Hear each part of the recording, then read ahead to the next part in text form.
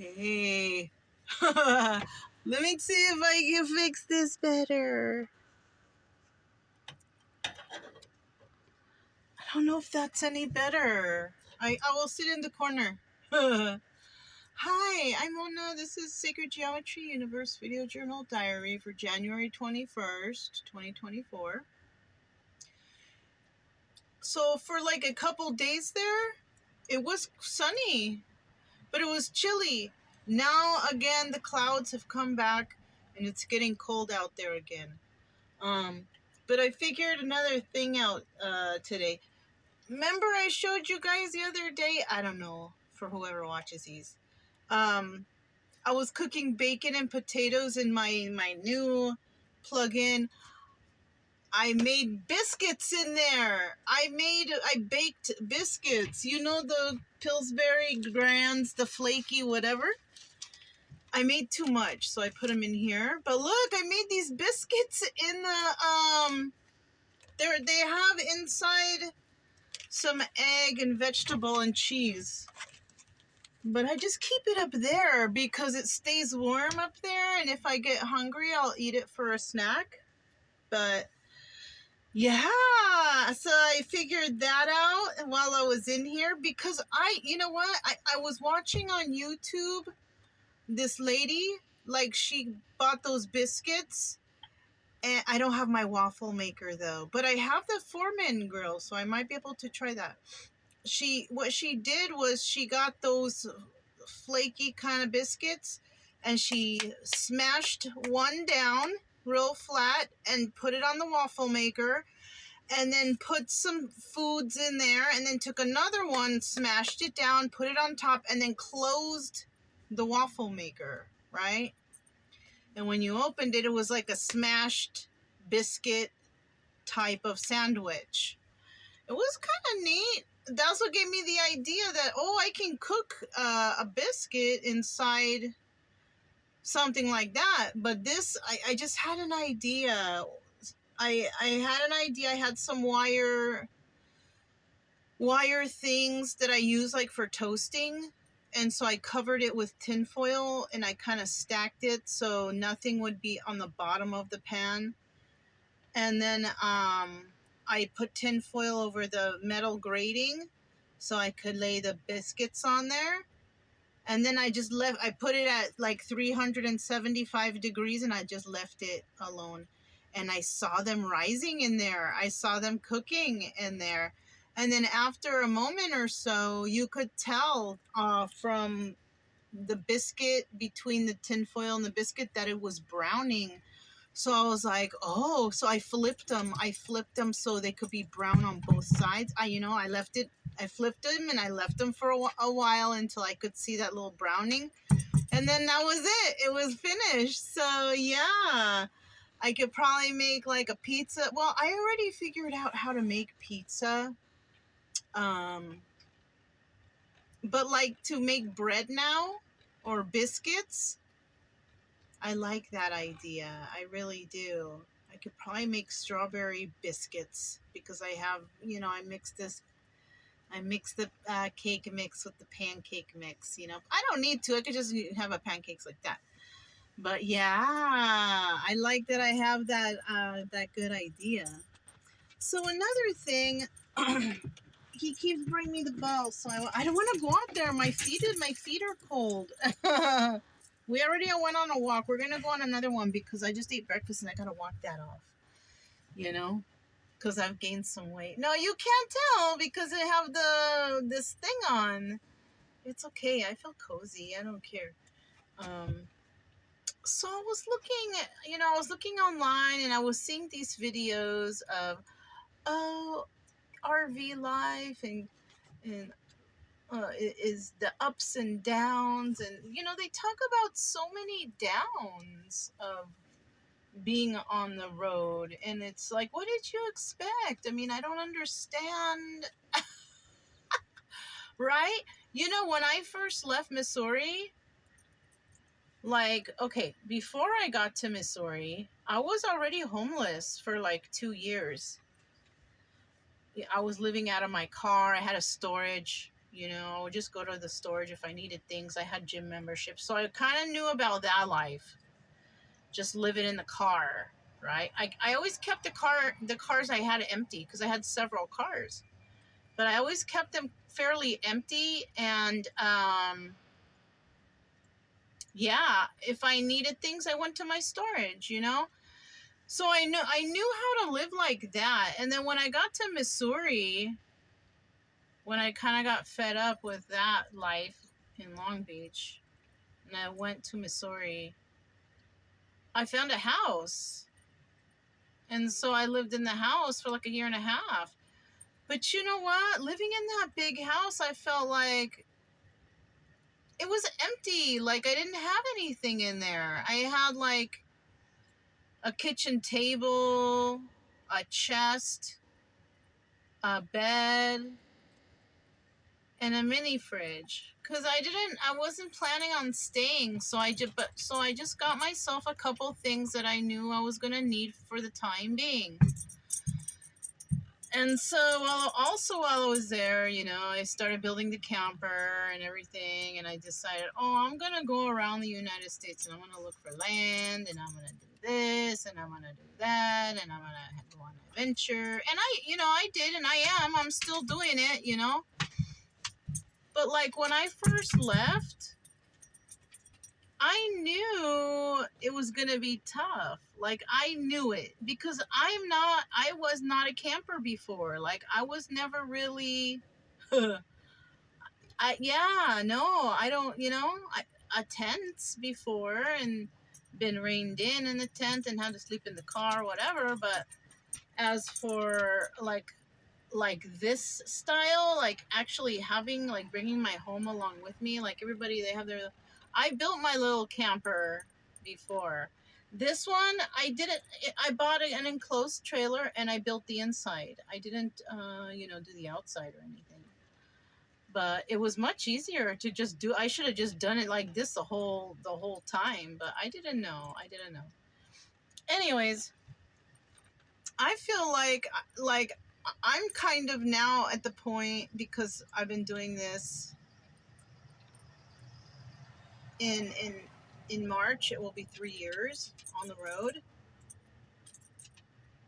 And I'm thinking to myself like, oh, I'm kind of getting tired. I want to stop. But then again, I'm thinking to myself like, oh my God, I don't want to stop because I'm nervous that I'm going to get bored and I'm not going to like it and I'm going to be stuck in some contract or what. Like both ways, I feel like I don't know what to do kind of right now. Like I want to get a spot, yeah. But I'm so afraid of like all of these restrictions and things going on out there that I won't be able to, do what I want, you know? And there's so much involved too.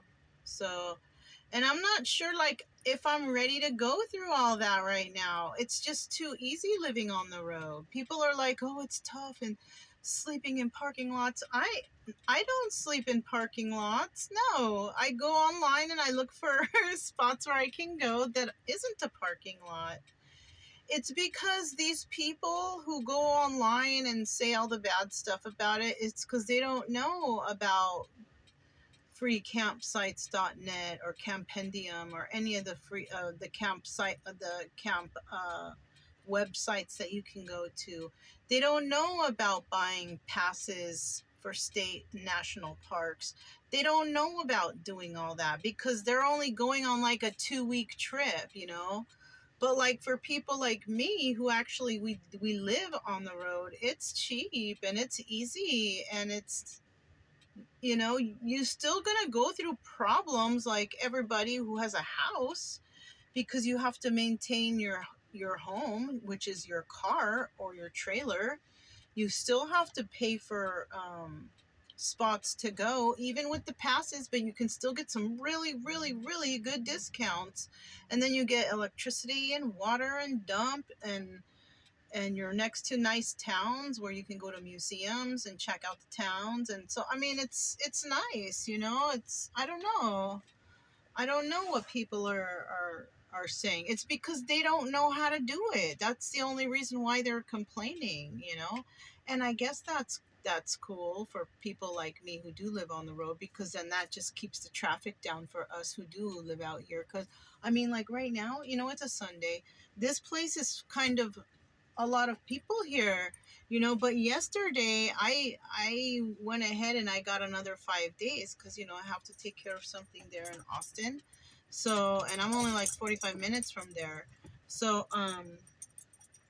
yeah, I just got the extra 5 days, because that would make it 14 days here. And then after that, I'll just go to another spot with the recreation.gov and do it again, because I really don't have, I'm not really not in a rush to get anywhere. I just want to get through the weather. You know what I'm saying? I just want to get through and I don't need to be by the sand right now. Not with during this time and cold and windy, and I'm okay with just going to some recreation.gov spots and chilling and having electric and water and stuff, even though the water pipes are frozen. But it's just nice to have a spot where I don't have to move around, especially when the spot is close to like a nice town or a town that I'm all right with. I'm wondering if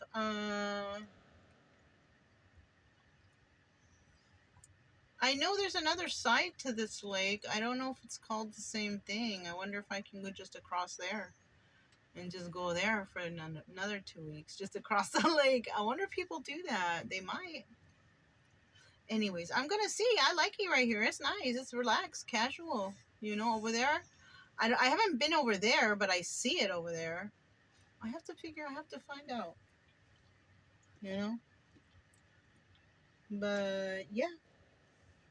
And another thing right now, right here, is like I haven't bought ice in like days and like forever and ever. So my ice chests are outside, and I have my meats are staying nice and cold in there. Last night I had a couple mushroom cheeseburgers, like I sautéed mushroom, and I made 3 burgers. I ate 2. It's so funny you buy the hamburgers, because I bought the patties, and they cook and then they end up being like an oval. Isn't that strange? Anyways, I cooked 3 of those because I chopped one up and I mixed it with their food, with their kibble and their canned food. Oh, they liked it. I made it like a stew. And because it's like cold out there, what I do is I get my tin and I fill it up, and not fill it up, but I put some water in there, and then I boil the water. And then when the water is boiled, I put it into their dog dish with the kibble, so to soften it up a little bit, but it makes it like a warm stew. So when they're ready to eat it, it's not hot, but it's warm. It's like a nice warm stew for their tummies, in the cold weather. They like it like that. They like it.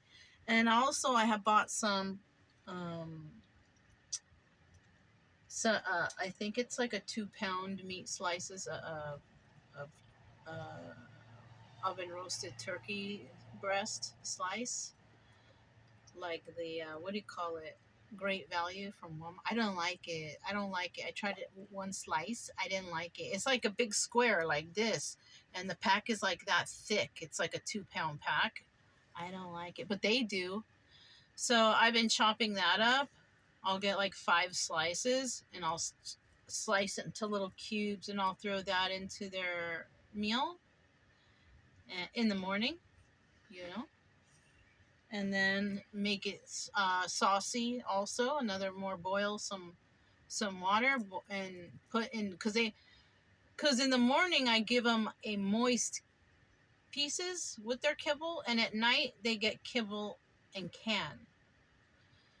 So yeah, because at night I'll throw in a portion of whatever meat I'm eating also, and mix that with the food too. So they're kind of getting everything I'm eating, some stuff, And then in the morning they get, like, usually if I have bacon, I'll throw some bacon, an extra piece or 2 of bacon in there for them, crunch it up and put in their food. Or they'll have some of that turkey. Like, they eat good. You know what I'm saying? But that's all we got going on here. It's cold, man. I don't like to do nothing when it's cold. I'll probably, just like I said, just hook up on some readings. And I haven't been doing any book study that I've been, because I have to be driven to do it. If I'm not, then I won't. I just simply won't. I have to be motivated to do my studies. Right now, I'm being motivated to do readings. So that's what I'm going to do. Because it's stay inside and it's cozy. And usually when I do readings, I have me a nice cup of hot cocoa right there or some tea. And it's just comfortable. That's what I like. So, I think we're going to go for a walk right now around here. And then by the time we get back, it's going to be, get back in here and maybe do a reading and watch a movie or something. I don't know. But I've been trying to put movies on in the evening time, and I fall asleep on them like instantly. And I can't even remember what I put on last night. I know I put that Aquaman movie on before. I saw like 15 minutes of it and I fell asleep. What else? I fell asleep on the John Wick movies too. I fall asleep on the movies. They're not so exciting for me to stay awake through the whole thing. But it's okay. I can look again later if I want. I don't know. We'll see. I'll probably fall asleep to some other movie again tonight. But that's all I have. I'm Mona. This is your Geometry Universe video journal diary for January 21st, 2024. And I'll talk to you next time. Bye.